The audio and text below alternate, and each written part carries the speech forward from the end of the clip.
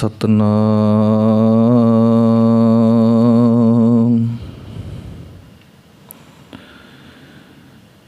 वाहिगुरु साहिब जी।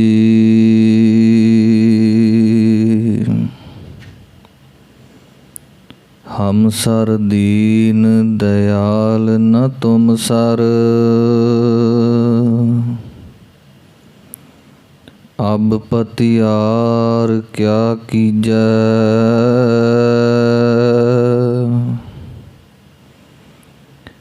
बचनी तोर मोर मन मानै, जन को पूरन दीजै। हौ बल बल जाओ, रमैया कारने।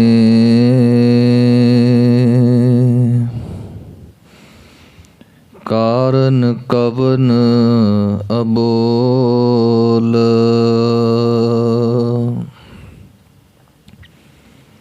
बहुत जन्म बिछरे थे मादो। एहो जन्म तुम्हारे लिखे,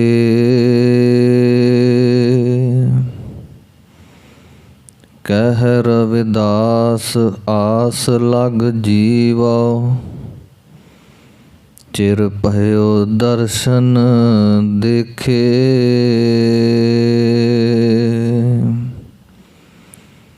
फिरत फिरत प्रभ आया। परया तो सरनाए,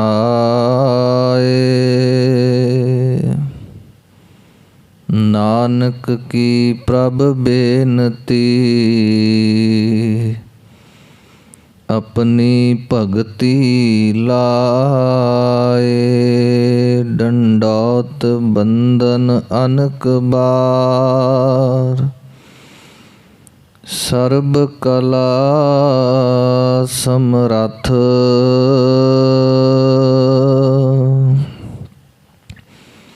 डोलन ते राखो प्रभु।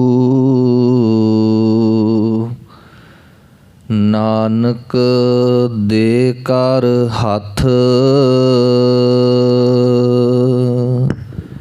डोलन ते राखो प्रभु। नानक दे कर हाथ। सतनाम। वाहिगुरु साहिब जी। काच कोटंग चंत तोयं, लेपनं रखत चरमन है। लवंत द्वारं पीत रहतं, बाय रूपं अस्थंपन है। काच कोटंग चंत तोयं, लेपनं रखत चरमन है। वाहिगुरु जी का खालसा, वाहिगुरु जी की फतेह। जुगो जुग अटल। चवर छत्र तख्त ਸਿੰਘਾਸਨਾਂ ਦੇ ਮਾਲਕ ਸਾਹਿਬ ਸਤਿਗੁਰੂ ਸ੍ਰੀ ਗੁਰੂ ਗ੍ਰੰਥ ਸਾਹਿਬ ਜੀਓ ਮਹਾਰਾਜ, ਸਤਿਗੁਰਾਂ ਦੇ ਪਾਵਨ ਮੁਬਾਰਕ ਚਰਨਾਂ ਵਿੱਚ ਜੁੜ ਮਿਲ ਬੈਠੇ ਗੁਰੂ ਰੂਪ ਸਤਿਗੁਰਾਂ ਦਾ ਖਾਸ ਰੂਪ ਸਾਧ ਸੰਗਤ ਜੀਓ, ਵਡਭਾਗੇ ਹਾਂ ਸਤਿਗੁਰੂ ਸੱਚੇ ਪਾਤਸ਼ਾਹ ਜੀ ਨੇ ਇਹ ਸੁਭਾਗ ਭਰਾ ਸਮਾਂ ਬਖਸ਼ਿਸ਼ ਕੀਤਾ ਹੈ।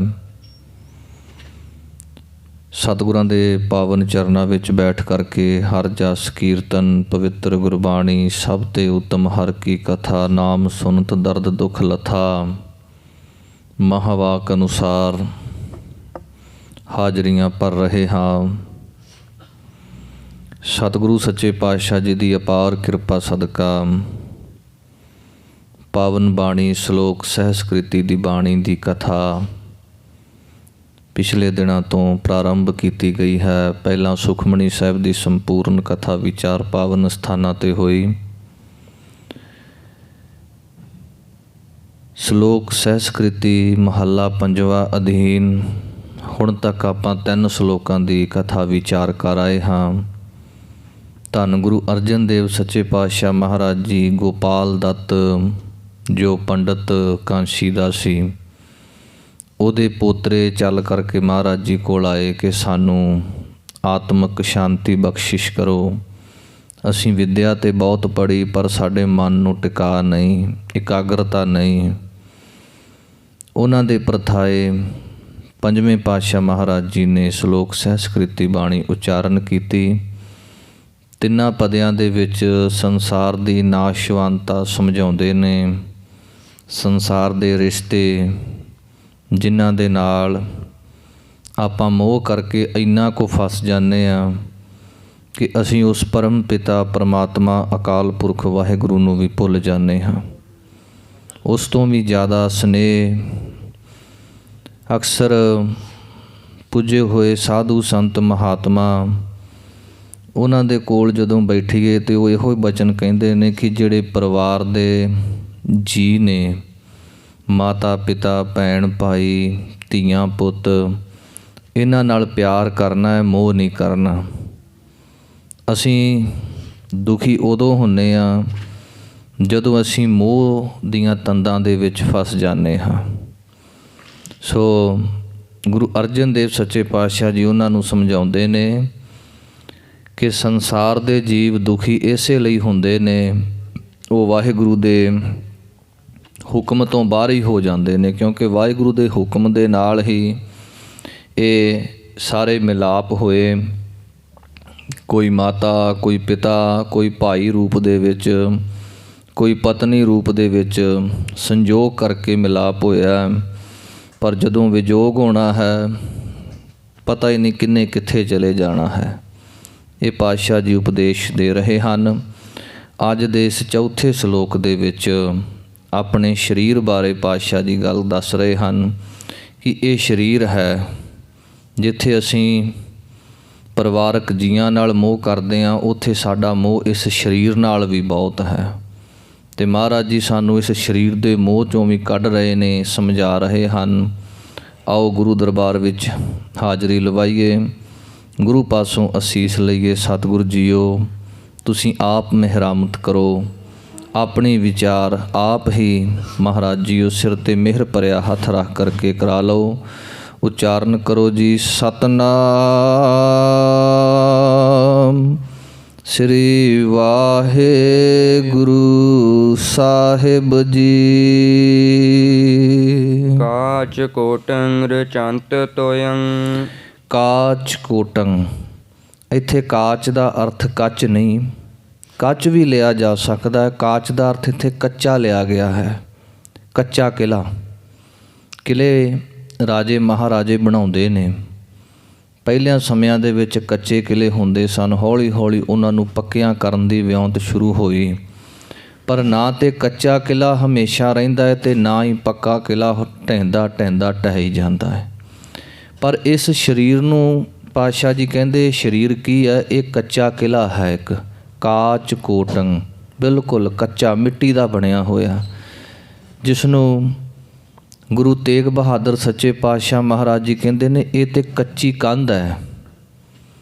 ਭਗਤ ਸਾਹਿਬਾਨ ਕਹਿੰਦੇ ਨੇ ਇਸ ਕੰਧ ਦੇ ਉੱਪਰ ਬੱਚੇ ਖੇਡ ਰਹੇ ਨੇ ਜਿਸ ਤਰ੍ਹਾਂ ਕੱਚੀ ਕੰਧ ਹੋਵੇ, ਅਤੇ ਕਹਿਣ ਲੱਗੇ ਉਹ ਕਿੰਨਾ ਕੁ ਟਾਈਮ ਖੇਡ ਸਕਦੇ ਨੇ, ਅਖੀਰ ਉਹ ਕੰਧ ਨੇ ਖਤਮ ਹੋਣਾ ਹੈ, ਕੰਧ ਖਤਮ ਹੋ ਜਾਏਗੀ। ਇਸੇ ਤਰ੍ਹਾਂ ਇਹ ਕੱਚੀ ਕੰਧ ਹੈ, ਕਾਚੀ ਭੀਤ, ਕੱਚੀ ਭੀਤ ਹੈ।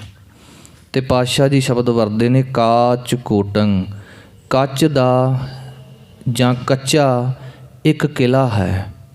ਅਤੇ ਇਸ ਕਿਲ੍ਹੇ ਦਾ ਨਿਰਮਾਣ ਕਿਸ ਤਰ੍ਹਾਂ ਹੋਇਆ? ਪਾਤਸ਼ਾਹ ਜੀ ਦੱਸਦੇ ਨੇ ਰਚੰਤ ਤੋਯੰ। ਤੋਯੰ ਦਾ ਅਰਥ ਹੈ ਪਾਣੀ। ਹੁਣ ਦੇਖੋ ਸੰਸਾਰ 'ਤੇ ਬੜੇ ਤਰ੍ਹਾਂ ਦੀਆਂ ਮੂਰਤਾਂ ਨੇ, ਪੱਥਰ ਦੀਆਂ ਮੂਰਤਾਂ ਬੜੀਆਂ ਨੇ, ਆਪਾਂ ਦੇਖਦੇ ਹਾਂ। ਬੜੇ ਬੜੇ ਸ਼ਿਲਪਕਾਰੀ ਨੇ, ਬੜੇ ਬੜੇ ਸੋਹਣੇ ਤਰੀਕੇ ਦੇ ਨਾਲ ਮੂਰਤਾਂ ਘੜੀਆਂ ਵੀ ਗਈਆਂ ਨੇ। ਉਹਨਾਂ ਮੂਰਤੀਆਂ ਨੂੰ ਸਿੰਬਲ ਰੂਪ ਦੇ ਵਿੱਚ ਵੀ ਵਰਤਿਆ ਗਿਆ। ਬੜੀਆਂ ਅਜੀਬੋ ਗਰੀਬ ਜਿਹੜੀਆਂ ਮੂਰਤਾਂ ਵੀ ਬਣਾਈਆਂ ਗਈਆਂ, ਸੰਕੇਤ ਮਾਤਰ, ਸੰਕੇਤ ਦੇਣ ਵਾਸਤੇ ਵੀ। ਕਿਤੇ ਲੋਹੇ ਦੀਆਂ, ਕਿਤੇ ਪੱਥਰ ਦੀਆਂ, ਕਿਤੇ ਕਾਗਜ਼ ਦੀਆਂ, ਕਿਤੇ ਹੋਰ ਬੜੇ ਤਰੀਕਾਂ ਨਾਲ ਮੋਮ ਦੀਆਂ ਮੂਰਤਾਂ ਵੀ ਬਣੀਆਂ। ਪਰ ਦੇਖੋ ਉਸ ਵਾਹਿਗੁਰੂ ਦੀ ਕਲਾ ਨੂੰ ਦੇਖੋ ਕਿ ਉਸ ਅਕਾਲ ਪੁਰਖ ਵਾਹਿਗੁਰੂ ਨੇ ਪਾਣੀ ਤੋਂ ਇੱਕ ਮੂਰਤ ਘੜ ਦਿੱਤੀ, ਤੋਇੰ ਰਚੰਤ ਤੋਇੰ। ਹੁਣ ਬੜੀ ਹੈਰਾਨੀ ਵਾਲੀ ਗੱਲ ਹੈ ਕਿ ਇਹ ਕਿਸ ਤਰ੍ਹਾਂ ਹੋ ਸਕਦਾ ਹੈ, ਪਾਣੀ ਤੋਂ ਮੂਰਤ ਕਿਵੇਂ ਬਣ ਗਈ। ਪਾਵਨ ਗੁਰਬਾਣੀ ਦੇ ਬਚਨ ਹੈ ਜੀ, ਇਸ ਪਾਣੀ ਤੇ ਜਿਨ ਤੂੰ ਘਰਿਆ, ਮਾਟੀ ਕਾਲੈ ਦੇਹੁਰਾ ਕਰਿਆ। ਇਸ ਪਾਣੀ ਤੋਂ ਮਾਂ ਕੀ ਰਕਤ ਪਿਤਾ ਬਿਦ ਧਾਰਾ, ਮਾਤਾ ਤੇ ਪਿਤਾ ਦੇ ਸੰਯੋਗ ਦੇ ਨਾਲ ਇੱਕ ਬੱਚੇ ਦਾ ਮਾਤਾ ਦੇ ਉਦਰ ਦੇ ਵਿੱਚ ਨਿੰਮਣਾ, ਫਿਰ ਉਹਦਾ ਜਨਮ ਹੋਣਾ। ਇਹ ਵਾਹਿਗੁਰੂ ਦੀ ਕੈਸੀ ਕ੍ਰੀਏਟੀਵਿਟੀ ਹੈ, ਕਿਸ ਤਰ੍ਹਾਂ ਦੀ ਬਣਤਰ ਹੈ ਕਿ ਪਾਣੀ ਤੋਂ ਉਸਨੇ ਇੱਕ ਐਸੀ ਮੂਰਤ ਤਿਆਰ ਕਰ ਦਿੱਤੀ। ਦੁਨੀਆ ਦੀਆਂ ਜਿਹੜੀਆਂ ਮੂਰਤਾਂ ਨੇ ਉਹ ਸੋਹਣੀਆਂ ਤੇ ਬਹੁਤ ਹੋ ਸਕਦੀਆਂ ਨੇ, ਪਰ ਉਹਨਾਂ ਦੇ ਵਿੱਚ ਜਾਨ ਨਹੀਂ। ਵਾਹਿਗੁਰੂ ਨੇ ਇੱਕ ਐਸੀ ਮੂਰਤ ਪਾਣੀ ਤੋਂ ਖੜੀ ਕਰ ਦਿੱਤੀ ਜਿਹਦੇ ਵਿੱਚ ਜਾਨ ਵੀ ਹੈ, ਜਿਹੜੀ ਸੁਣਦੀ ਵੀ ਹੈ, ਸਮਝਦੀ ਵੀ ਹੈ, ਬੋਲਦੀ ਵੀ ਹੈ। ਰਕਤ ਬਿੰਦ ਕਾ ਇਹੋ ਤਨੋ ਅਗਨੀ ਪਾਸ ਪਿਰਾਨ। ਕਿੰਨੇ ਬਚਨ ਸੱਚੇ ਪਾਤਸ਼ਾਹ ਮਹਾਰਾਜ ਜੀ ਨੇ ਦੱਸੇ ਨੇ ਕਿ ਦੇਖੋ ਕਿਸ ਤਰ੍ਹਾਂ ਇਹਦਾ ਨਿਰਮਾਣ ਹੋਇਆ। ਰਕਤ ਬਿੰਦ ਕਰ ਨਿੰਮਿਆ, ਅਗਨੀ ਉਦਰ ਮਝਾਰ। ਇਸ ਤਰ੍ਹਾਂ ਰਚੰਤ ਤੋਇੰ, ਪਾਣੀ ਤੋਂ ਇਹਦੀ ਰਚਨਾ ਹੋਈ। ਇਸ ਮੂਰਤ ਦੀ ਸਭ ਤੋਂ ਪਹਿਲਾਂ ਕਾਚ ਕੋਟੰ, ਕਿ ਇਹ ਕੱਚਾ ਕਿਲਾ ਹੈ। ਇਹ ਬਣਿਆ ਕਿਵੇਂ? ਰਚੰਤ ਤੋਇੰ, ਭਾਵ ਪਾਣੀ ਤੋਂ ਇਹਦੀ ਸਿਰਜਣਾ ਹੋਈ। ਲੇਪਨੰ ਰਕਤ ਚਰਮਣ ਹੈ। ਤੇ ਫਿਰ ਇਸ ਤੋਂ ਅੱਗੇ ਦੱਸਦੇ ਨੇ ਇਹਦੇ ਉੱਪਰ ਲੇਪ ਕੀ ਹੈ। ਪਾਤਸ਼ਾਹ ਜੀ ਗੁਰਬਾਣੀ 'ਚ ਦੱਸਦੇ ਨੇ, ਹਾਡ ਮਾਸ ਨਾੜੀ ਕੋ ਪਿੰਜਰ। ਇਹ ਆ ਜੀ ਬਣਤਰ ਆਪਣੇ ਸਰੀਰ ਦੀ। ਕੀ ਹੈ ਇਹਦੇ ਵਿੱਚ? ਹੱਡ ਹੈ, ਮਾਸ ਹੈ ਅਤੇ ਨਾੜੀਆਂ, ਤਿੰਨ ਹੀ ਚੀਜ਼ਾਂ ਹੈ ਨਾ। ਅਤੇ ਤਿੰਨਾਂ ਤੋਂ ਇਲਾਵਾ ਇੱਕ ਚੀਜ਼ ਹੋਰ ਹੈ, ਜੇ ਉਹ ਵਿੱਚ ਹੈ ਅਤੇ ਇਹ ਸਰੀਰ ਵਰਤੋਂ ਦੇ ਵਿੱਚ ਹੈ, ਇਹ ਕਾਰ ਕਰੇਗਾ। ਅਤੇ ਜੇ ਉਹ ਨਹੀਂ ਅਤੇ ਇਹ ਸਾਰੇ ਮਿੱਟੀ ਦੇ ਢੇਰੀ ਹੈ। ਮਹਾਰਾਜ ਜੀ ਕਹਿੰਦੇ ਨੇ, ਪਾਂਚ ਤਤ ਕੋ ਤਨ ਰਚਿਓ, ਜਨ ਹੋ ਚਤੁਰ ਸੁਜਾਨ, ਜਿਹ ਤੇ ਉਪਜਿਓ ਨਾਨਕਾ ਲੀਨ ਤਾਹੇ ਮੈਂ ਮਾਨ। ਪੰਜ ਤੱਤ ਕਿਹੜੇ ਨੇ? ਅੱਗ, ਹਵਾ, ਪਾਣੀ, ਮਿੱਟੀ, ਆਕਾਸ਼। ਕਦੇ ਵੀ ਤੱਤ ਖਤਮ ਨਹੀਂ ਹੁੰਦੇ। ਮਨੁੱਖਾ ਸਰੀਰ ਜਦੋਂ ਖਤਮ ਹੁੰਦਾ ਹੈ, ਜਦੋਂ ਜੀਓ ਨਿਕਲ ਜਾਂਦਾ ਹੈ, ਪਿੱਛੇ ਇਹ ਮਿੱਟੀ ਦੀ ਢੇਰੀ ਰਹਿ ਜਾਂਦੀ ਹੈ। ਮਿੱਟੀ ਦੀ ਢੇਰੀ ਕਿਉਂ ਕਿਹਾ ਜਾਂਦਾ ਹੈ? ਕਿਉਂਕਿ ਇਹਦੇ ਅੰਦਰੋਂ ਜੀਓ ਨਿਕਲ ਗਿਆ, ਆਤਮਾ ਚਲੀ ਗਈ। ਹੁਣ ਇਹ ਬਿਲਕੁਲ ਨਿਰਜੀਵ ਹੋ ਚੁੱਕਾ, ਇਹਦੇ ਵਿੱਚ ਕੋਈ ਵੀ ਸਾਹ ਨਹੀਂ।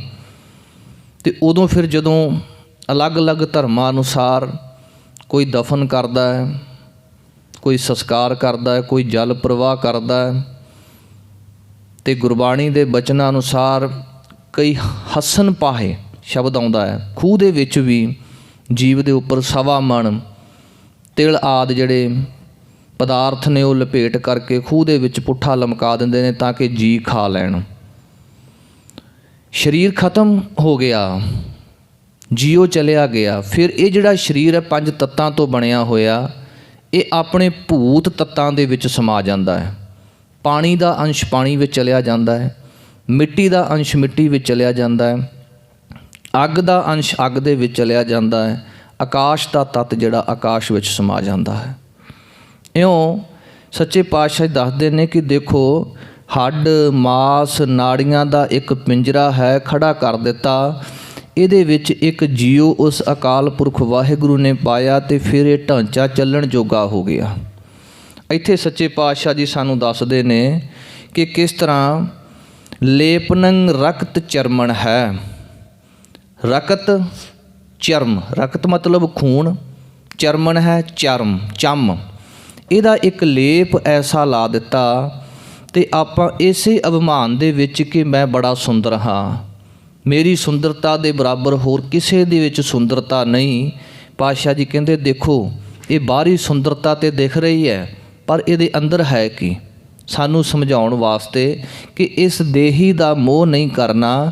ਇਹ ਇਸ ਤਰ੍ਹਾਂ ਰਕਤ ਬਿੰਦ ਕਾ ਇਹ ਤਨੋ, ਰਕਤ ਖੂਨ, ਆਦਿ ਦਾ ਜਿਹੜਾ ਹੈ ਇਹ ਬਣਿਆ ਹੋਇਆ ਸਰੀਰ ਹੈ। ਨਵੰਤ ਦੁਆਰੰ ਭੀਤ ਰਹਿਤੰ।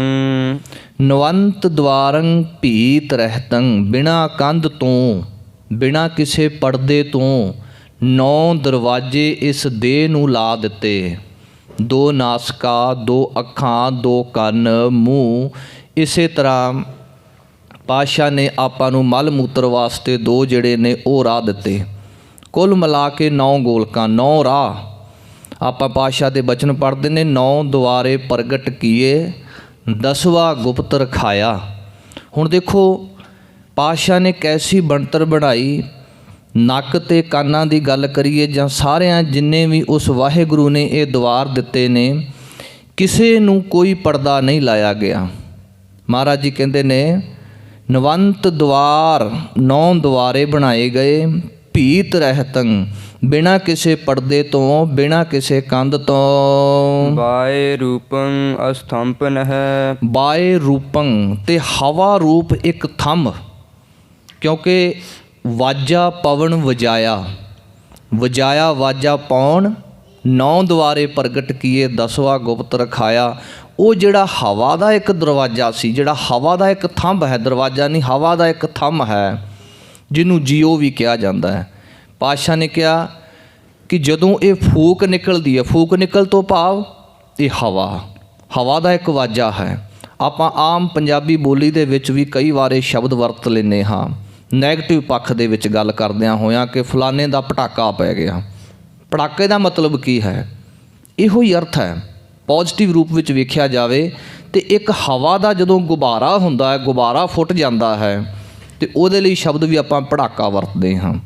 ਜਾਂ ਟਾਇਰ ਵਿੱਚ ਹਵਾ ਭਰੀ ਹੁੰਦੀ ਹੈ, ਟਾਇਰ ਚੱਲਦਿਆਂ ਹੋਇਆਂ ਜਦੋਂ ਪਟਾਕਾ ਵੱਜਦਾ ਹਵਾ ਨਿਕਲ ਜਾਂਦੀ ਹੈ। ਇਸੇ ਤਰ੍ਹਾਂ ਇੱਕ ਹਵਾ ਦਾ ਥੰਮ ਸਾਡੇ ਸਰੀਰ ਦੇ ਵਿੱਚ ਹੈ, ਤੇ ਜਦੋਂ ਸਮਾਂ ਆਉਂਦਾ ਹੈ ਜੀਵ ਦੇ ਸਵਾਸ ਪੂਰੇ ਹੋ ਜਾਂਦੇ ਨੇ, ਉਹ ਪਟਾਕਾ ਪੈਂਦਾ ਹੈ, ਸਵਾਸ ਨਿਕਲ ਜਾਂਦੇ। 9 ਗੋਲਕਾਂ ਜਿਹੜੀਆਂ ਨੇ, ਇਹਨਾਂ ਵਿੱਚੋਂ ਕਿਸੇ ਵੀ ਇੱਕ ਰਾਹ ਦੁਆਰਾ ਉਹ ਜਿਹੜਾ ਹਵਾ ਦਾ ਗੋਲਾ ਹੈ ਉਹ ਨਿਕਲ ਜਾਂਦਾ ਹੈ, ਤੇ ਇਹ ਜੀਵ ਮ੍ਰਿਤੂ ਰੂਪ ਦੇ ਵਿੱਚ ਹੋ ਜਾਂਦਾ ਹੈ। ਤੇ ਮਹਾਰਾਜ ਜੀ ਕਹਿਣ ਲੱਗੇ ਇਸ ਤਰ੍ਹਾਂ ਬਾਏ ਰੂਪੰ ਅਸਥੰਭਨ ਹੈ, ਇੱਕ ਥੰਮ ਦਾ ਰੂਪ ਦੇ ਕਰਕੇ, ਹਵਾ ਦਾ ਰੂਪ ਦੇ ਕਰਕੇ ਜਿਹੜੇ ਸਾਰੇ ਸਰੀਰ ਨੂੰ ਚੱਕੀ ਫਿਰਦਾ ਹੈ। ਗੋਬਿੰਦ ਨਾਮੰ ਨਹਿ ਸਿਮਰੰਤ ਅਗਿਆਨੀ ਜਾਨੰਤ ਅਸਥਿਰੰ। ਹੁਣ ਪਾਤਸ਼ਾਹ ਜੀ ਸਾਨੂੰ ਸਮਝਾਉਂਦੇ ਨੇ ਕਿ ਦੇਖੋ ਭਾਈ, ਇਹ ਸਰੀਰ ਦੀ ਬਣਤਰ, ਇਹ ਸਰੀਰ ਦੀ ਖੇਡ, ਅਗਿਆਨੀ ਜਾਣੰਤ ਅਸਥਿਰੰ, ਜਿਹੜੇ ਅਗਿਆਨੀ ਲੋਕ ਨੇ ਉਹ ਇਹ ਮੰਨੀ ਬੈਠੇ ਨੇ ਕਿ ਇਹ ਦੇਹ ਸੱਚੀ ਹੈ, ਇਹ ਸਰੀਰ ਸੱਚਾ ਹੈ। ਪਰ ਮਹਾਰਾਜ ਕਹਿਣ ਲੱਗੇ ਨਹੀਂ, ਇਹ ਸੱਚਾ ਨਹੀਂ, ਇਹ ਝੂਠਾ ਹੈ, ਇਹ ਮਿਲਿਆ ਹੈ, ਇਹਨੇ ਚਲੇ ਜਾਣਾ ਹੈ, ਇਹ ਪੱਕਾ ਰਹਿਣ ਵਾਲਾ ਨਹੀਂ, ਇਹ ਕੱਚਾ ਕਿਲਾ ਹੈ। ਮਹਾਰਾਜ ਜੀ ਕਹਿੰਦੇ ਗੋਬਿੰਦ ਨਾਮੰ ਨਹਿ ਸਿਮਰੰਤ। ਕਰਨਾ ਕੀ ਸੀ? ਪ੍ਰਾਣੀ ਤੂੰ ਆਇਆ ਲਾਹਾ ਲੈਣ, ਲੱਗਾ ਕਿਤ ਕੁਫਕੜੇ ਸਭ ਮੁੱਕਦੀ ਚੱਲੀ ਰਹਿਣ। ਇਸੇ ਤਰ੍ਹਾਂ ਪਾਤਸ਼ਾਹ ਜੀ ਹੋਰ ਬਚਨ ਕਰਦੇ ਨੇ, ਭਈ ਪ੍ਰਾਪਤ ਮਾਨੁਖ ਦੇ ਹੁਰੀਆ ਗੋਬਿੰਦ ਮਿਲਣ ਕੀ, ਇਹ ਤੇਰੀ ਬਰੀਆ ਅਵਰ ਕਾਜ ਤੇਰਾ ਕਿਤੈ ਨਾ ਕਾਮ, ਮਿਲ ਸਾਧ ਸੰਗਤ ਭਜ ਕੇਵਲ ਨਾਮ। ਇਹ ਉਪਦੇਸ਼ ਸੀ। ਇਸੇ ਲਈ ਪਾਤਸ਼ਾਹ ਕਹਿੰਦੇ ਗੋਬਿੰਦ ਨਾਮੰ ਨਹਿ ਸਿਮਰੰਤ, ਵਾਹਿਗੁਰੂ ਦਾ ਨਾਮ ਤੇ ਸਿਮਰਿਆ ਹੀ ਨਹੀਂ। ਪੇਟ ਭਰਿਓ ਪਸ਼ੂਆ ਜਿਉ ਸੋਇਓ।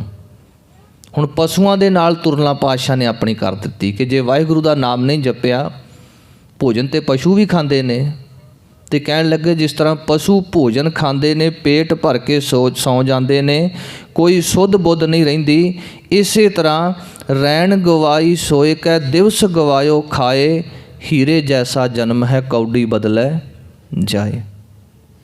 ਮਹਾਰਾਜ ਕਹਿੰਦੇ ਗੋਬਿੰਦ ਨਾਮੰ ਨਹਿ ਸਿਮਰੰਤ, ਇਹ ਦੇਹ ਮਿਲੀ ਸੀ ਵਾਹਿਗੁਰੂ। ਪ੍ਰਯੋਜਨ ਕੀ ਸੀ ਦੇਹ ਦਾ? ਦੇਹ ਦਾ ਪ੍ਰਯੋਜਨ ਇਹ ਸੀ, ਪ੍ਰਾਣੀ ਤੂੰ ਆਇਆ ਲਾਹਾ ਲੈਣ, ਤੇ ਲਾਹਾ ਤੇ ਲੈ ਨਾ ਹੋਇਆ। ਤੇ ਇਸ ਕਰਕੇ ਮਹਾਰਾਜ ਜੀ ਕਹਿੰਦੇ ਭਾਈ ਉੱਪਰ ਦੱਸੇ ਹੋਏ ਬਚਨਾਂ ਅਨੁਸਾਰ ਇਸ ਦੇਹ ਦਾ ਜਿਹੜਾ ਮੋਹ ਕਰਨਾ ਹੈ ਉਹ ਵਿਅਰਥ ਹੈ। ਇਸ ਦੇਹ ਦਾ ਜਿਹੜਾ ਪ੍ਰਯੋਜਨ ਹੈ ਵਾਹਿਗੁਰੂ ਦਾ ਸਿਮਰਨ ਕਰਨਾ। ਪਰ ਅਗਿਆਨੀ ਜੀਵ ਨੇ ਉਸ ਵਾਹਿਗੁਰੂ ਦਾ ਸਿਮਰਨ ਨਹੀਂ ਕੀਤਾ, ਇਸ ਦੇਹ ਨੂੰ ਸੱਚੀ ਮੰਨੀ ਬੈਠਾ ਹੈ। ਦੁਰਲਭ ਦੇਹ ਉਦਰੰਤ ਸਾਧ ਸਰਨ ਨਾਨਕ। ਹੁਣ ਪਾਤਸ਼ਾਹ ਜੀ ਆਖਰੀ ਬਚਨ ਇਸ ਸ਼ਲੋਕ ਦਾ ਕਹਿ ਰਹੇ ਨੇ, ਦੁਰਲਭ ਦੇਹ ਮਿਲੀ ਹੈ। ਕਿਵੇਂ ਦੁਰਲਭ ਹੈ? ਜਦੋਂ ਪਾਤਸ਼ਾਹ ਦੇ ਬਚਨ ਆਪਾਂ ਪੜ੍ਹਦੇ ਹਾਂ ਨਾ, ਇਸ ਦੇਹੀ ਕਉ ਸਿਮਰਹਿ ਦੇਵ, ਕਿਉਂ ਸਵਾਲ ਹੈ ਨਾ ਅੱਗੇ। ਸੋ ਦੇਹੀ ਭਜ ਹਰ ਕੀ ਸੇਵ, ਭਜੋ ਗੋਬਿੰਦ ਭੂਲ ਮਤ ਜਾਹੋ, ਮਾਨਸ ਜਨਮ ਕਾ ਇਹੀ ਲਾਹੋ। ਲਾਹੋ ਦਾ ਅਰਥ ਹੈ ਪ੍ਰਯੋਜਨ। ਇਸੇ ਲਈ ਇਹ ਦੁਰਲਭ ਦੇਹ ਹੈ। ਚਿਰੰਕਾਲ ਇਹ ਦੇਹ ਸੰਜਰੀਆ, ਬੜੇ ਲੰਬੇ ਸਮੇਂ ਤੋਂ ਬਾਅਦ ਹਉ ਆਇਆ ਦੂਰ ਹੋ ਚੱਲ ਕੇ, ਮੈਂ ਤੱਕੀ ਤਉ ਸਰਨਾਏ ਜੀਓ, ਮੈਂ ਆਸਾ ਰੱਖੀ ਚਿੱਤ ਮੈਂ, ਮੇਰਾ ਸਭੋ ਦੁੱਖ ਗਵਾਏ ਜੀਓ। ਦੂਰੋਂ ਚੱਲ ਕੇ ਆਉਣ ਤੋਂ ਭਾਵ ਕੀ ਹੈ? ਚਿਰੰਕਾਲ ਤੋਂ ਭਾਵ ਕੀ ਹੈ ਕਿ ਪਤਾ ਹੀ ਨਹੀਂ ਕਿੰਨੀਆਂ ਕੁ ਜੂਨਾਂ ਦੇ ਵਿੱਚ ਕਈ ਜਨਮ ਪਏ ਕੀਟ ਪਤੰਗਾ, ਕਈ ਜਨਮ ਗਜ ਮੀਨ ਕੁਰੰਗਾ।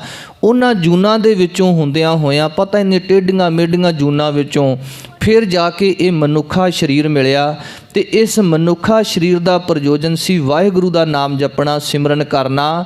ਮਹਾਰਾਜ ਜੀ ਇਹੋ ਹੀ ਕਹਿੰਦੇ ਨੇ ਕਿ ਦੁਰਲਭ ਦੇ ਉਦਰੰਤ ਤਰਿਆ ਜਾ ਸਕਦਾ ਹੈ, ਇਸ ਦੇਹ ਨੂੰ ਸਫਲਾ ਕੀਤਾ ਜਾ ਸਕਦਾ ਹੈ। ਇਸ ਪ੍ਰਯੋਜਨ, ਜਿਸ ਪ੍ਰਯੋਜਨ ਲਈ ਆਏ ਹਾਂ, ਇੱਕ ਰਾਹ ਹੈ ਸਾਧ ਸਰਣ ਨਾਨਕ। ਸਾਧੂਆਂ ਦੀ ਸ਼ਰਨ ਗ੍ਰਹਿਣ ਕੀਤੀ ਜਾਵੇ, ਸਤ ਸੰਗਤ ਕੀਤੀ ਜਾਵੇ, ਸਤ ਸੰਗਤ ਦੇ ਵਿੱਚ ਵਾਹਿਗੁਰੂ ਦਾ ਸਿਮਰਨ ਕੀਤਾ ਜਾਵੇ। ਹਰ ਹਰ ਹਰ ਹਰ ਹਰ ਹਰੇ ਜਪੰਤ।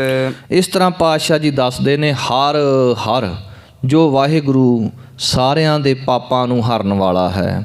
ਦੂਸਰੇ ਹਰ ਹਰ ਦਾ ਅਰਥ ਹੈ ਜੋ ਵਾਹਿਗੁਰੂ ਸਾਰਿਆਂ ਦੇ ਦੁੱਖਾਂ ਨੂੰ ਹਰਨ ਵਾਲਾ ਹੈ। ਤੀਸਰਾ ਹਰ ਹਰੇ ਜੋ ਸਭ ਨੂੰ ਹਰੇ ਭਰੇ ਕਰਨ ਵਾਲਾ ਹੈ। ਉਸ ਵਾਹਿਗੁਰੂ ਦੇ ਨਾਮ ਨੂੰ ਜਪਿਆਂ ਇਸ ਦੇਹੀ ਦਾ ਪਾਰ ਉਤਾਰਾ ਹੋ ਸਕਦਾ ਹੈ, ਇਸ ਦੇਹੀ ਦਾ ਪ੍ਰਯੋਜਨ ਜੋ ਹੈ ਉਹ ਸਫਲਾ ਹੋ ਸਕਦਾ ਹੈ। ਪੰਤ ਨਾ ਤੋਯੰ ਅਚੁੱਤ ਗਣਗਯੰ ਪੂਰਣੰ ਬਹੁਲੋ ਕਿਰਪਾਲਾ। ਉਹ ਜੋ ਵਾਹਿਗੁਰੂ ਹੈ, ਅਕਾਲ ਪੁਰਖ ਵਾਹਿਗੁਰੂ ਦੀ ਸਿਫਤ ਕਰਦੇ ਨੇ, ਅਚੁੱਤ ਗੁਣਗਯੰ। ਉਹ ਵਾਹਿਗੁਰੂ ਗੁਣਵਾਨ ਹੈ। ਗੁਣਵਾਨ ਐਸਾ ਹੈ, ਸੁਬੰਤ ਤੋਯੰ, ਉਹ ਸ਼ੋਭਾ ਵਾਲਾ ਵੀ ਹੈ। ਤੋਯੰ ਦਾ ਅਰਥ ਹੈ ਤੂੰ, ਹੇ ਵਾਹਿਗੁਰੂ ਤੇਰੀ ਸ਼ੋਭਾ ਬੜੀ ਕਮਾਲ ਦੀ ਹੈ। ਅਚੁੱਤ ਬੜਾ ਗਹਿਰਾ ਹੈ, ਬੜਾ ਡੂੰਘਾ ਹੈ, ਗੁਣਵਾਨ ਹੈ। ਪੂਰਨੰ ਬਹੁਲੋ ਕਿਰਪਾਲਾ, ਕਿਰਪਾਲਾ ਪਾਠ ਕਰਨਾ ਹੈ। ਬਹੁਤਾਤ ਵਿੱਚ ਅਸੀਂ ਪਾਠ ਕਰਦੇ ਹਾਂ ਕਿਰਪਾਲਾ, ਕੱਕੇ ਨੂੰ ਸਿਹਾਰੀ ਲਾ ਕੇ ਉਚਾਰਨ ਕਰਦੇ ਹਾਂ, ਪਰ ਇੱਥੇ ਕੱਕੇ ਨੂੰ ਸਿਹਾਰੀ ਚਰਨਾਂ ਦੇ ਵਿੱਚ ਰਾਰਾ ਹੈ। ਮੈਂ ਕੱਲ੍ਹ ਵੀ ਬੇਨਤੀ ਕੀਤੀ ਸੀ, ਜਿਹੜਾ ਅੱਖਰ ਚਰਨਾਂ ਦੇ ਵਿੱਚ ਹੁੰਦਾ ਹੈ ਲਗ ਮਾਤਰ ਹਮੇਸ਼ਾ ਉਸੇ ਨੂੰ ਲੱਗਦੀ ਹੁੰਦੀ ਹੈ।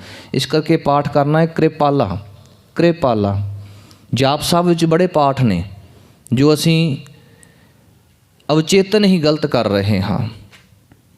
ਉੱਥੇ ਵੀ ਚਰਨਾਂ ਦੇ ਵਿੱਚ ਰਾਰਾ ਹੈ, ਬਹੁਤਾਤ ਪਾਠ ਆਉਂਦੇ ਨੇ, ਅਤੇ ਅਸੀਂ ਉੱਥੇ ਨੰਨੇ ਨੂੰ ਜਾਂ ਹੋਰ ਸ਼ਬਦਾਂ ਨੂੰ ਜਿਹੜਾ ਹੈ ਉਹ ਸਿਹਾਰੀ ਨਾਲ ਉਚਾਰਨ ਕਰਦੇ ਹਾਂ। ਜਿਵੇਂ ਕੁਝ ਪਾਠ ਲਏ ਜਾਣ, ਨਮੋ ਨ੍ਰਿਤੇ। ਹੁਣ ਇੱਥੇ ਜੇ ਨੰਨੇ ਦੇ ਚਰਨਾਂ ਦੇ ਵਿੱਚ ਰਾਰਾ ਹੈ ਤੇ ਅਸੀਂ ਨੰਨੇ ਨੂੰ ਸਿਹਾਰੀ ਲਾ ਕੇ ਪਾਠ ਕਰਦੇ ਹਾਂ, ਪਰ ਨਹੀਂ, ਰਾਰੇ ਨੂੰ ਸਿਹਾਰੀ ਲੱਗੇਗੀ। ਇਸੇ ਤਰ੍ਹਾਂ ਇੱਥੇ ਪਾਠ ਹੈ ਕਿਰਪਾਲਾ।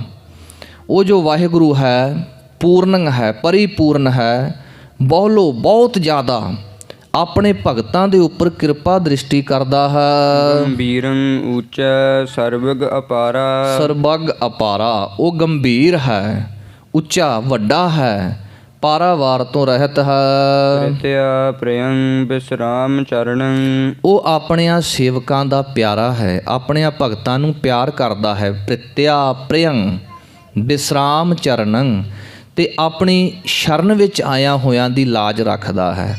ਜੋ ਸ਼ਰਨ ਆਵੈ ਤੇ ਸਕੰਠ ਲਾਵੈ, ਇਹੋ ਬਿਰਦ ਸੁਆਮੀ ਸੰਦਾ। ਇਹ ਉਸ ਵਾਹਿਗੁਰੂ ਦਾ ਬਿਰਦ ਹੈ, ਸ਼ਰਨ ਆਇਆਂ ਦੀ ਲਾਜ ਰੱਖਦਾ ਹੈ। ਨਾਥ ਨਾਥੇ ਨਾਨਕ ਸਰਣੰ। ਉਹ ਵਾਹਿਗੁਰੂ ਬੇਸਹਾਰਿਆਂ ਦਾ ਸਹਾਰਾ ਹੈ, ਜਿਨ੍ਹਾਂ ਦਾ ਕੋਈ ਮਾਲਕ ਨਹੀਂ, ਉਹਨਾਂ ਦਾ ਮਾਲਕ ਹੈ। ਐਸੇ ਅਕਾਲ ਪੁਰਖ ਵਾਹਿਗੁਰੂ ਦੀ ਸ਼ਰਨ ਗ੍ਰਹਿਣ ਕਰੋ। ਮ੍ਰਿਗੀ ਪੇਖੰਤ ਬਦਕ ਪ੍ਰਹਰੇਣ ਲਖਿ ਆਵਦ ਹੈ। ਹੁਣ ਇੱਥੇ ਪਾਤਸ਼ਾਹ ਜੀ ਇੱਕ ਹੋਰ ਐਗਜ਼ਾਮਪਲ ਦੇ ਕੇ ਸਮਝਾ ਰਹੇ ਨੇ। ਇਸ 6ਵੇਂ ਸ਼ਲੋਕ ਤੇ 7ਵੇਂ ਸ਼ਲੋਕ ਦੇ ਵਿੱਚ ਦੋ ਐਗਜ਼ਾਮਪਲਾਂ ਹਨ। ਪਹਿਲੀ ਐਗਜ਼ਾਮਪਲ ਤਾਂ ਇਹ ਲਈ ਗਈ ਕਿ ਜਿਸ ਨੂੰ ਵਾਹਿਗੁਰੂ ਬਚਾਵੇ ਉਹਨੂੰ ਕੋਈ ਮਾਰ ਨਹੀਂ ਸਕਦਾ। ਦੂਸਰੀ ਐਗਜ਼ਾਮਪਲ ਇਹ ਲਈ ਗਈ ਕਿ ਜਿਹਨੂੰ ਵਾਹਿਗੁਰੂ ਨੇ ਮਾਰਤਾ ਉਹਨੂੰ ਕੋਈ ਬਚਾ ਨਹੀਂ ਸਕਦਾ, ਕਿਉਂਕਿ ਮਾਰੈ ਰਾਖੈ ਏਕੋ ਆਪ ਮਾਨੁਖ ਕੈ ਕਿਛ ਨਾਹੀ ਹਾਥ ਤਿਸ ਕਾ ਹੁਕਮ ਬੂਝ ਸੁਖ ਹੋਏ। ਕਿਉਂਕਿ ਸੁਖ ਲੈਣ ਵਾਸਤੇ ਤੇ ਆਏ ਨਾ ਇਹ ਕ੍ਰਿਸ਼ਨ ਲਾਲ ਤੇ ਹਰੀ ਲਾਲ ਗੋਪਾਲ ਦੱਤ ਦੇ ਪੋਤਰੇ, ਉਹਨਾਂ ਨੂੰ ਇਹੋ ਉਪਦੇਸ਼ ਸਮਝਾ ਰਹੇ ਨੇ ਕਿ ਭਾਈ ਇਹ ਗੱਲ ਸਮਝੋ, ਤਿਸ ਕਾ ਹੁਕਮ ਬੂਝ ਸੁਖ ਹੋਏ, ਤਿਸ ਕਾ ਨਾਮ ਰੱਖ ਕੰਠ ਪਰੋਏ। ਜਿਸ ਤਰ੍ਹਾਂ ਮਾਲਾ ਦੇ ਮਣਕੇ ਪਰੋਏ ਹੋਏ ਹੁੰਦੇ ਨੇ, ਇਸੇ ਤਰ੍ਹਾਂ ਵਾਹਿਗੁਰੂ ਦੇ ਨਾਮ ਨੂੰ ਆਪਣੇ ਗਲ ਦੇ ਵਿੱਚ ਪਰੋ ਕਰਕੇ ਰੱਖੋ ਜੇ ਸੁੱਖ ਲੈਣਾ ਹੈ। ਪਾਤਸ਼ਾਹ ਜੀ ਇੱਥੇ ਦੱਸਦੇ ਨੇ ਮ੍ਰਿਗੀ ਮੰਮੇ ਨੂੰ ਸਿਹਾਰੀ ਚਰਨਾਂ ਵਿੱਚ ਰਾਰਾ ਪਾਠ ਮ੍ਰਿਗੀ ਕਰਨਾ, ਮਿਰਗੀ ਨਹੀਂ ਕਰਨਾ, ਮ੍ਰਿਗੀ ਪੇਖੰਤ ਬਦਕ ਪ੍ਰਹਾਰੇਣ। ਇੱਕ ਸ਼ਿਕਾਰੀ ਆਇਆ, ਜੰਗਲ ਵਿੱਚ ਸੁੱਤੀ ਹੋਈ ਹਰਨੀ ਨੂੰ ਵੇਖਿਆ, ਉਹਨੂੰ ਮਾਰਨ ਵਾਸਤੇ ਉਹਨੇ ਵਿਉਂਤ ਤਿਆਰ ਕੀਤੀ। ਸਭ ਤੋਂ ਪਹਿਲਾਂ ਉਹਦੇ ਸਾਰੇ ਰਾਹ ਬੰਦ ਕੀਤੇ। ਇੱਕ ਪਾਸੇ ਜਾਲ ਬੁਣਿਆ ਗਿਆ, ਦੂਜੇ ਪਾਸੇ ਅੱਗ ਲਾਈ ਗਈ, ਤੀਜੇ ਪਾਸੇ ਇੱਕ ਸ਼ਿਕਾਰੀ ਕੁੱਤਾ ਖੜਾ ਕੀਤਾ ਗਿਆ, ਚੌਥੇ ਪਾਸੇ ਉਹ ਸ਼ਿਕਾਰੀ ਆਪ ਕਮਾਨ ਤੇ ਤੀਰ ਦੇ ਨਾਲ ਨਿਸ਼ਾਨਾ ਲਾਉਣ ਵਾਸਤੇ ਬਿਲਕੁਲ ਤਿਆਰ ਬਰ ਤਿਆਰ ਹੈ। ਮ੍ਰਿਗੀ ਪੇਖੰਤ, ਮ੍ਰਿਗੀ ਨੂੰ ਵੇਖ ਕਰਕੇ, ਹਰਨੀ ਨੂੰ ਵੇਖ ਕਰਕੇ ਸ਼ਿਕਾਰੀ, ਬਦਕ ਦਾ ਅਰਥ ਹੈ ਸ਼ਿਕਾਰੀ, ਉਹ ਤਿਆਰ ਹੋਇਆ ਨਿਸ਼ਾਨਾ ਲਾਉਣ ਵਾਸਤੇ। ਪ੍ਰਹਾਰੇਣ ਲੱਖ ਆਵਦ ਹੈ, ਆਪਣੇ ਨਿਸ਼ਾਨੇ ਨੂੰ ਵੇਖ ਕਰਕੇ। ਅਹੋ ਜਸ ਰਖੇਣ ਗੋਪਾਲ ਹੈ, ਨਾਨਕ ਰੋਮ ਨਾ ਛਿਦਯਤੇ। ਸੱਚੇ ਪਾਤਸ਼ਾਹ ਕਹਿਣ ਲੱਗੇ ਅਹੋ ਜਸ ਰਖੇਣ ਗੋਪਾਲ ਹੈ, ਕਹਿਣ ਲੱਗੇ ਜਿਨ੍ਹਾਂ ਨੂੰ ਵਾਹਿਗੁਰੂ ਰੱਖਣ ਵਾਲਾ ਹੈ, ਜਿਨ੍ਹਾਂ ਦੀ ਰੱਖਿਆ ਵਾਹਿਗੁਰੂ ਨੇ ਕਰਨੀ ਹੈ, ਉਹਨਾਂ ਦੇ ਕਹਿੰਦੇ ਰੋਮ ਵਾਲ ਵੀ ਵਿੰਗਾ ਨਹੀਂ ਹੋ ਸਕਦਾ, ਜਿਹਨੂੰ ਵਾਹਿਗੁਰੂ ਨੇ ਰੱਖਿਆ। ਕੀ ਹੋਇਆ ਉੱਥੇ? ਫਿਰ ਉੱਥੇ ਇੱਕ ਕੌਤਕ ਵਾਪਰਦਾ ਹੈ। ਜਦੋਂ ਹਰਨੀ ਨੂੰ ਪਤਾ ਲੱਗਦਾ ਹੈ ਕਿ ਮੇਰੇ ਤੇ ਹੁਣ ਸ਼ਿਕਾਰੀ ਨੇ ਨਿਸ਼ਾਨਾ ਵਿੰਨ ਲਿਆ ਹੈ, ਨਿਸ਼ਾਨਾ ਤਿਆਰ ਕਰ ਲਿਆ ਹੈ, ਉਹਨੇ ਆਸੇ-ਪਾਸੇ ਭੱਜਣ ਲਈ ਤਿਆਰ ਹੋਈ। ਵੇਖਿਆ ਇੱਕ ਬੰਨੇ ਜਾਲ ਬੁਣਿਆ ਪਿਆ, ਦੂਜੇ ਬੰਨੇ ਅੱਗ ਲਾਈ ਹੋਈ ਹੈ, ਤੀਜੇ ਬੰਨੇ ਸ਼ਿਕਾਰੀ ਕੁੱਤਾ ਖੜਿਆ ਹੈ। ਸਾਰੇ ਰਾਹ ਬੰਦ ਹੋ ਗਏ। ਜਦੋਂ ਸਾਰੇ ਰਾਹ ਬੰਦ ਹੋ ਜਾਣ, ਉਦੋਂ ਫਿਰ ਉਸ ਅਕਾਲ ਪੁਰਖ ਵਾਹਿਗੁਰੂ ਦੇ ਅੱਗੇ ਅਰਦਾਸ ਹੁੰਦੀ ਹੈ। ਅਕਾਲ ਪੁਰਖ ਵਾਹਿਗੁਰੂ ਦੇ ਚਰਨਾਂ ਵਿੱਚ ਅਰਦਾਸ ਕੀਤੀ। ਉਸ ਵਾਹਿਗੁਰੂ ਨੇ ਕੀ ਖੇਡ ਵਰਤਾਈ। ਹਵਾ ਦਾ ਇੱਕ ਐਸਾ ਬੁੱਲਾ ਆਇਆ, ਬਲਦੀ ਹੋਈ ਜਿਹੜੀ ਅੱਗ ਹੈ ਉਹਦੇ ਉੱਪਰ ਉਹ ਜਾਲ ਡਿੱਗ ਪਿਆ, ਇੱਕ ਰਾਹ ਖਾਲੀ ਹੋਇਆ। ਸ਼ਿਕਾਰੀ ਜਿਹੜਾ ਨਿਸ਼ਾਨਾ ਲਾਉਣ ਲਈ ਬਿਲਕੁਲ ਤਿਆਰ ਸੀ, ਝਾੜੀਆਂ ਦੇ ਵਿੱਚੋਂ ਇੱਕ ਖਤਰਨਾਕ ਸੱਪ ਨਿਕਲਿਆ, ਉਹਨੇ ਸ਼ਿਕਾਰੀ ਦੇ ਪੈਰ 'ਤੇ ਡੰਗ ਮਾਰਿਆ। ਜੋ ਨਿਸ਼ਾਨਾ ਉਹਨੇ ਹਿਰਨੀ ਦਾ ਲਾਉਣਾ ਸੀ, ਉਹ ਨਿਸ਼ਾਨਾ ਜਾ ਕਰਕੇ ਤੀਰ ਕੁੱਤੇ ਦੇ ਵੱਜਿਆ, ਕੁੱਤਾ ਮਰ ਗਿਆ। ਵਾਹਿਗੁਰੂ ਨੇ ਖੇਡ ਵਰਤਾਈ ਤੇ ਅਸਮਾਨ ਦੇ ਵਿੱਚੋਂ ਕਣੀਆਂ ਪਈਆਂ, ਬਲਦੀ ਹੋਈ ਅੱਗ ਵੀ ਬੁਝ ਗਈ। ਇਉਂ ਹਿਰਨੀ ਦੇ ਜਿਹੜੇ ਸਾਰੇ ਰਾਹ ਉਹਨੇ ਬੰਦ ਕੀਤੇ ਸੀ, ਵਾਹਿਗੁਰੂ ਨੇ ਸਾਰੇ ਰਾਹ ਖੋਲ੍ਹ ਦਿੱਤੇ। ਅਹੋ ਜਸ ਰਖੇਣ ਗੋਪਾਲ ਹੈ, ਨਾਨਕ ਰੋਮ ਨਾ ਛੇਦਯਤੇ। ਜਿਨ੍ਹਾਂ ਦਾ ਰਾਖਾ ਵਾਹਿਗੁਰੂ ਆਪ ਹੋ ਜਾਂਦਾ ਹੈ।